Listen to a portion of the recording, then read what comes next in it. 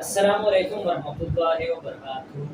आज का हमारा टॉपिक है माइटोसिस और मियोसिस के दरमियान डिफरेंस के बारे में। हमने माइटोसिस और मियोसिस को डीप स्टडी किए। आज हम उनके दरमियान कंपैरिजन करते हैं कि उन दोनों में कंपैरिजन करते हैं। चलो स्टार्ट करते हैं आज का टॉपिक माइटोसिस और मियोसिस में डिफरेंस। पहला डिफरेंस ये है कि जो माइटोसिस होता है ये सोमैटिक सेल में होता है और जो मियोसिस होता है ये जर्म सेल में होता है। अब क्वेश्चन ये होता है कि ये सोमैटिक सेल क्या चीज़ है? सोमैटिक सेल और जर्म सेल, बॉडी में जितनी भी सेल है, चाहे वो ऑर्गेनिज्म प्लांट हो या एनिमल हो, उसमें जितनी भी सेल है इसको हम सोमैटिक सेल कहते हैं, एक्सेप्ट स्पर्म प्लस एग्स। इन दोनों के अलावा जितनी भी सेल होता है इसको हम सोमैटिक सेल कहते हैं या इसको हम बॉडी सेल भी कहते हैं। दूसरा नाम है इसका बॉडी सेल्स। इन दोनों के अलावा और इन दोनों को हम जर्म सेल। तो माइटोसिस जो होता है ये एन सोमैटिक सेल में होता है और जो मियोसिस होता है ये एन जर्म सेल में होता है। तो ये था सोमैटिक सेल और जर्म सेल के बारे में डिफरेंस कि सोमैटिक सेल क्या चीज़ है, जर्म सेल क्या चीज़ है। जर्म सेल सिंपली स्पर्म और एग। इसका मतलब ये है कि जो टेस्टी और ओरी जो होती है, जो टेस्टी होता है, जो ओरी होता है, टेस्टी में स्पर्म होता है, ओरी में एग होता है, इसको हम जर्म सेल कहते हैं। बाकी जो होता है जितनी भी सेल है, चाहे वो हार्ट की सेल है, चाहे वो लंग की सेल है, चाहे वो स्किन की सेल है, इस सबको हम क्या कहते हैं, सोमैटिक सेल कहते हैं। ये था पहला डिफरेंस कि जो माइटोसिस होता है वो सोमैटिक सेल में होता है और जो मियोसिस होता है वो जर्म सेल में होता है। दूसरा डिफरेंस कि जो माइटोसिस होता है ये थ्रू आउट लाइफ होता है। जब जब ज़ाइगोट बन जाता है, क्या चीज़ बन जाता है, ज़ाइगोट बन जाता है, इससे माइटोसिस स्टार्ट होता है। फिर ज़ाइगोट डिवाइड होता है दो में, फिर इस तरह उसमें डिवीजन होता है, फिर एक इंडिविजुअल बन जाता है। जब तक मौत नहीं आएगी, जब तक ये जिंदा होता है तो उसमें माइटोसिस होता है। और जो मियोसिस होता है ये सिर्फ गैमेटोजेनेसिस होता है। और गैमेटोजेनेसिस क्या चीज़ है, ये दो टाइप, एक को हम स्पर्मेटोजेनेसिस कहते हैं, स्पर्मेटोजेनेसिस, दूसरा है ओजेनेसिस।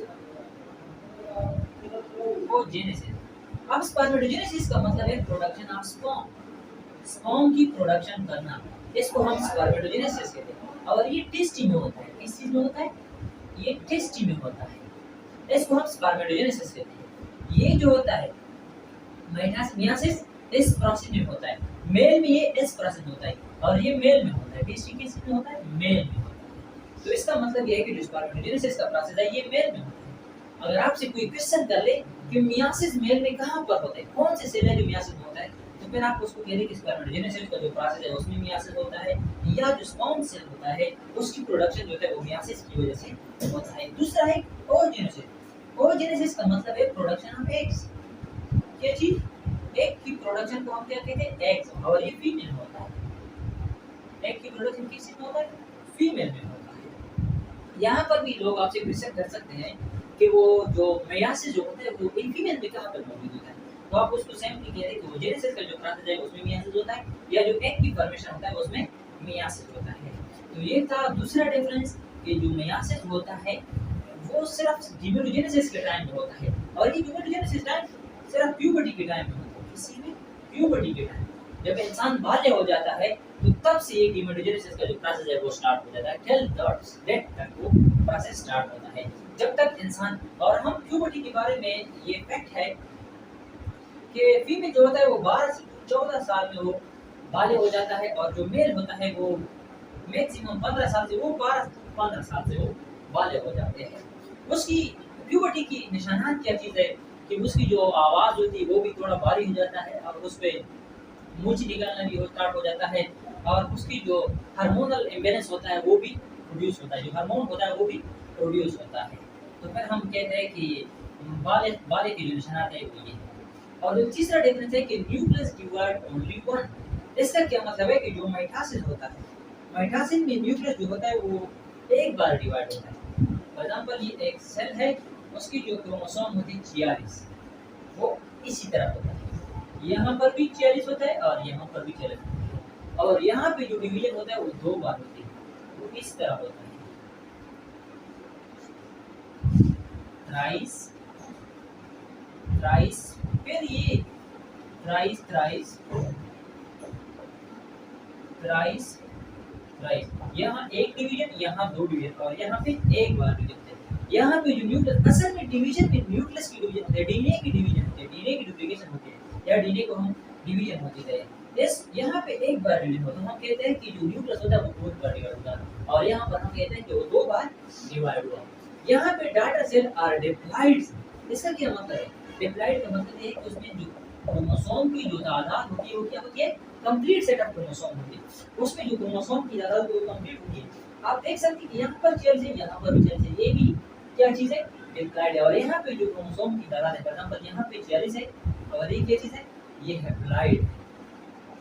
अगर इसको आप देखते हैं, ये भी इसकी हैप्लॉइड है, इसकी हैप्लॉइड है, लेकिन इसकी डिप्लॉइड है। इसकी क्या है? फॉर एग्जांपल यहाँ पे थ्राइस है, उससे फिर दो बन गया थ्राइस, थ्राइस। अब ये उसकी डिप्लॉइड है, लेकिन अगर आप सोचते हैं तो इसकी ये डिप्लॉइड है। क्यों? क्योंकि यहाँ पे 23 है और यहाँ पे 46 है, उसकी हाफ। तो ये था 74 नंबर डिफरेंस। यहाँ पे क्या होता है? अब एक और डिफरेंस इसमें ये होता है कि जो माइटोसिस होता है उसमें एक बार डिवीजन होता है। इसका मतलब है कि उसमें प्रोफेज एक बार होता है, मेटाफेज एक बार होता है। इसको हम इस तरह कहते हैं कि पैड 1। और ये जो होता है मियासिस वो दो बार होता है। पैड 1 प्लस पैड 2, उसमें दो बार होता है। Prophase 1, metaphase 1, anaphase 1, telophase 1, prophase 1, metaphase 1, anaphase 1, telophase 1, prophase 2, metaphase 2, anaphase 2, telophase 2। और ये जस्ट लाइक इसकी तरह, सिर्फ यहाँ पे डिफरेंस है। यहाँ पे क्या है? डिफरेंस है। और जो और एक और डिफरेंस ये है इसमें कि उसमें डिवीजन एक बार डिवीजन होता है, सेल जो होता है वो एक बार डिवाइड होता है, और यहाँ पे जो सेल होता है वो 4 बार डिवाइड होता है। और यहाँ पे जो सेल होता है उसमें 2 डाटा सेल होते हैं इसी तरह, और यहाँ पे जो सेल होता है वो इसी तरह डिवाइड होता है।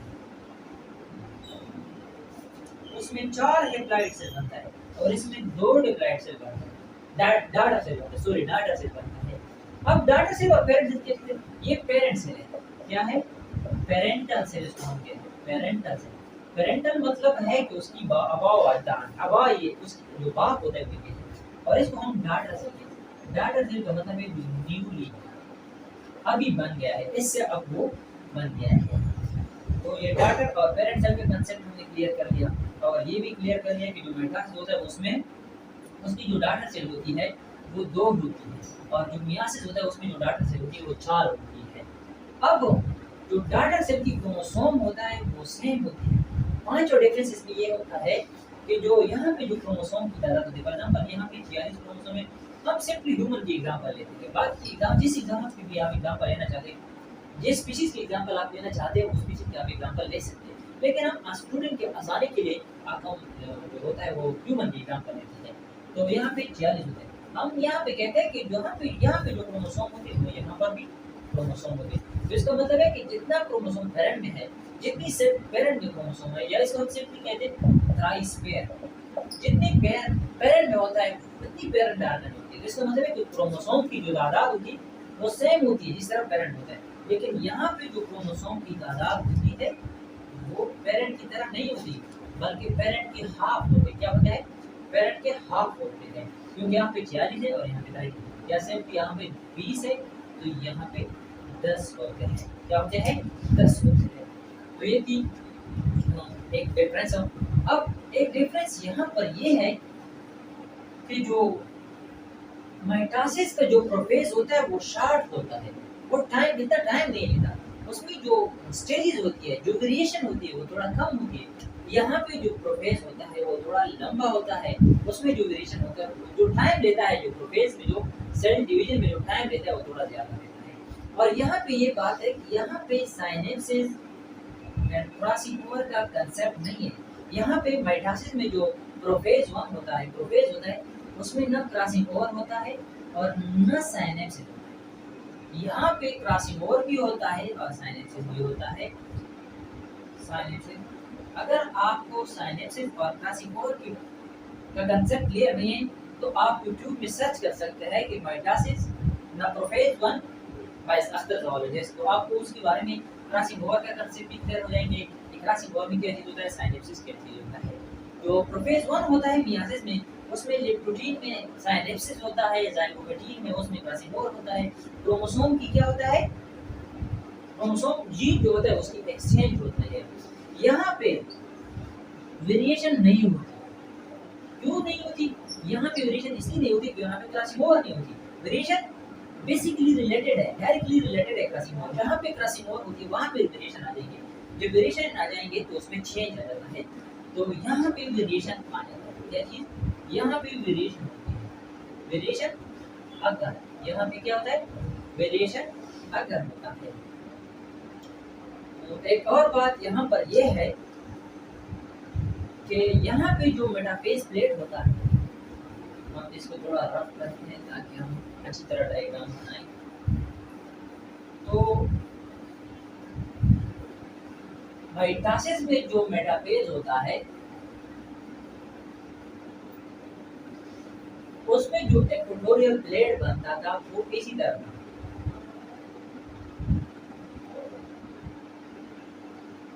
और जो मियासिस में जो मेटाफेज है, मियासिस में जो मेटाफेज जो इक्वेटोरियल प्लेट बनता था वो इसी तरह है।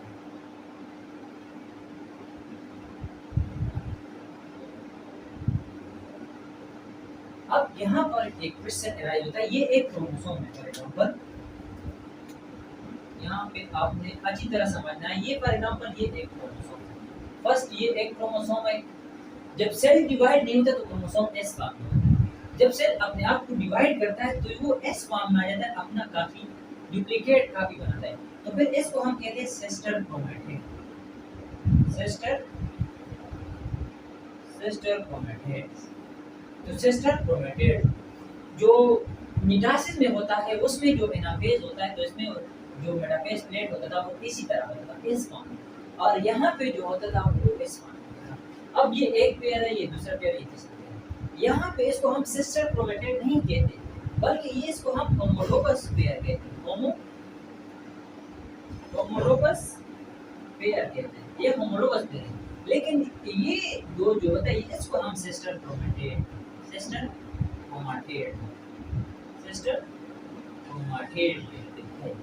अब इन दोनों में एक इम्पॉर्टेंट डिफरेंस ये है कि जब यहाँ पर एग्जांपल यहाँ पे एक स्पेंडर सेंट्रियोल है, यहाँ पर एक सेंट्रियोल है।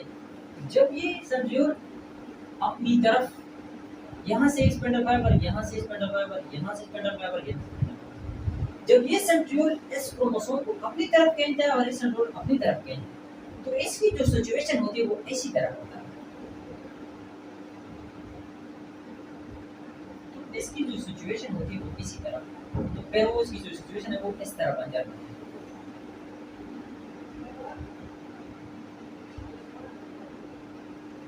इसका मतलब ये है कि यहाँ पे एक डिफरेंस आ जाता है।